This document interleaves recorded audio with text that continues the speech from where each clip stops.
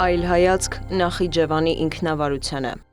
Ադրբեջանի խորհրդարանը փետրվարի 2-ին երկրորդ ընթերցմամբ հաստատեց Նախիջևանի ինքնավար հանրապետության սահմանադրության մեջ առաջարկվող մի շարք փոփոխություններ։ Մասնավորապես սահմանադրության նախաբանից հանվել են 1921 թվականի Մոսկվայի եւ Կարսի պայմանագրերի հղումները, որոնք նախկինում մեջբերվում էին որպես Նախիջևանի ինքնավարության միջազգային իրավական հիմք։ Նախաբանի նոր տարբերակում փոխարենն ամրագրվում է. Նախիջևանը Ադրբեջանի հանրապետության անբաժանելի մասն է։ Փոփոխություններն ամրագրում են նաև Նախիջևանում Ադրբեջանի նախագահի լիազոր ներկայացուցչի իրավասությունները, ինչպես նաև Նախիջևանի ինքնավար հանրապետության Գերագույն մեջլիսը Ադրբեջանի նախագահի կողմից լուծարելու հիմքերը։ Փորձագետների գնահատմամբ սահմանադրական այս փոփոխությունները վկայում են Նախիջևանի ինքնավարության նվազեցման եւ այն աստիճանաբար լիարժեք վերահսկողության տակ վերցնելու Բաքվի որոշումը։ Հատկանշական է, որ այս ուղղությամբ գործնական քայլերը սկսվել են դեռ 2022 թվականին։ Նախ կոռուպցիոն մեղադրանքներով ձերբակալություններ տեղի ունեցան Նախիջևանի մաքսային կոմիտեում, ձերբակալվեց անգամ Նախիջևանի ֆինանսների նախարարը։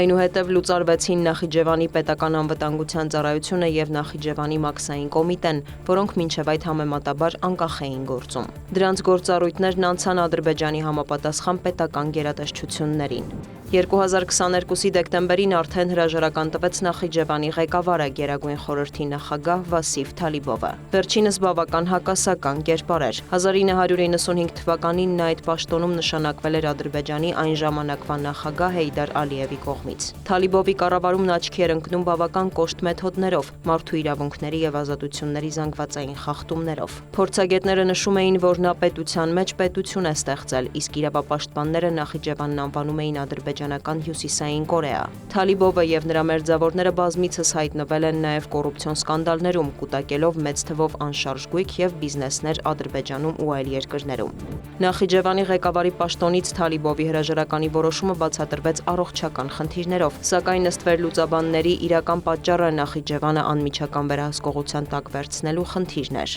Իլհամ Ալիևը Նախիջևանում նշանակեց լիազոր ներկայացուցիչ, որին շնորհվեցին լայն լիազորություններ։ Թալիբովի հեռացումից հետո Նախիջևանում ամբողջ իշխանությունը Գերագույն խորհրդի նախագահի փոխարեն կենտրոնացավ հենց նախագահի հատուկ ներկայացուցչի ձեռքում։ Այս քայլերի շղթայում Նախիջևանի սահմանադրության մեջ փոփոխությունները դարձան հաջորդ կարևոր հանգրվանը։ Փորձագետների գնահատմամբ Նախիջևանի հետ կապված Բաքվի քաղաքականությունը նպատակ ունի վերջնականապես ամրապնդելու կենտրոնաձիգ իշխանությունը եւ չեզոքացնել անգամ տեղական մակարդակում առկա հնարավոր խոցելիությունները։ Միևնույն ժամանակ Նախիջևանի վրա կենտրոնացվածությունը պայմանավորված է նաև ավելի լայն տարածաշրջանային գործընթացներով։ Հայաստանի հետ հաղորդակցությունների ապաշրջափակման դեպքում Նախիջևանն ունենալու է կարևոր տարանցիկ դերակատարում եւ այդ նոր իրավիճակում ոչ լիարժեք վերահսկողությունն անթույլատրելի ճոխություն է։ Նախիջևանի սահմանադրության մեջ փոփոխություններով Ադրբեջանը նպատակ ունի նաև թույլատնելու իր էքսկլավում երրորդ ուժերի ազդեցությունը եւ արձանագրել նոր իրավական ստատուս քվո, որը զերծ կլինի անցյալի ժառանգությունից։